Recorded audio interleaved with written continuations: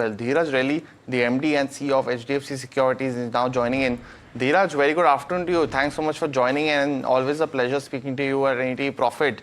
Let me first start off with a broader question on your views with reference to what we've seen in the reforms taken under the Modi era. GST 1.0 and 2.0, demonetization, IBC, Jan Dhan, Make in India, PLI, I can go on as well. What do you think that has had an impact on India Inc. of all these measures?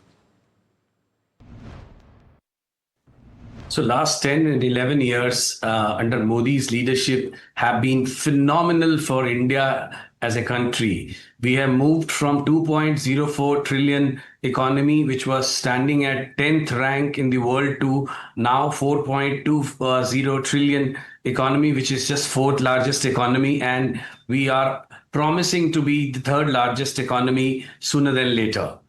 We have seen a slew of reforms and targeted initiatives from the government in last 10, 11 years.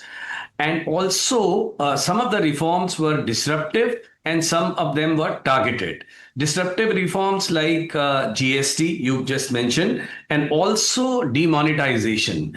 These two reforms paved formalization and digitization for the country at large. And also, there were transformational reforms that were done in the form of Make in India, also in the form of Jan Dhan, Aadhaar, mobility, that created an infrastructure for the financialization of savings. I talk about my industry, financial services.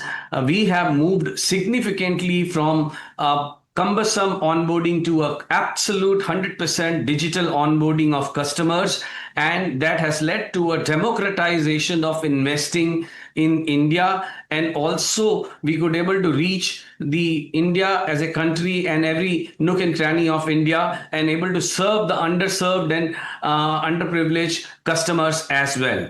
So Jan Dhan proved to be a very big success for the government. Also on the manufacturing side, Make in India has really played a role. And in 1920 or so, we have seen many measures taken around the PLI initiatives and are continuing. And that has led to a significant momentum in the manufacturing in India. I think initiatives like liberalization of foreign direct investments, also privatization and strategic privatization, and also consolidation of public sector banks have really augured very well and created a robust infrastructure for growth. And last but not the least, I can go on and talk about more initiatives, but working on the infrastructure and ensuring that we have, through Gati Shakti scheme, working on the infrastructure and connecting the entire India through rail, road network, and also adding many more ports and airports, have really made India as a robust economy. Dhiraj, you highlighted a lot of reforms that have happened over the last 11 years. How has India benefited from these government policies? Which sectors are the major beneficiaries according to you? To specifically on banking and financial services space, I think I would attribute the success and democratization of banking and financial services to the Jan Dhan, Aadhaar, and mobility. We have leveraged Jan Dhan, Aadhaar, and mobility to its potential to reach out the every small and underserviced customer in India, and able to now serve them through banking and financial products. We have seen financialization of savings playing out significantly in last 10 years. Just to substantiate my point, 10 years ago in 2014, we were at 1,200 odd crore SIP flows, and now it is to over 28,000 crores. Demat account used to be over 3 crore, and now it's over 20 crore. These two number talks volume about the penetration and democratization of financial services. The good part is that in last 10, 11 years, retail investors have made money in the capital market space and able to avail the banking services, loans, investments, savings, and that too without going to the branches and leveraging the digital infrastructure created through UPI and as well as through other methods. So I think our industry have been immensely benefited with the initiatives taken by the government in last 10, 11 years.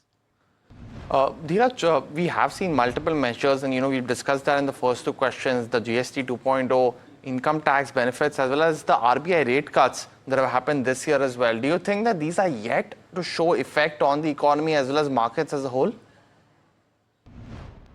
I think to be specific to this particular financial year, from last 3 or 4 quarters, we have seen slowdown in the capital market space and also on the consumption side.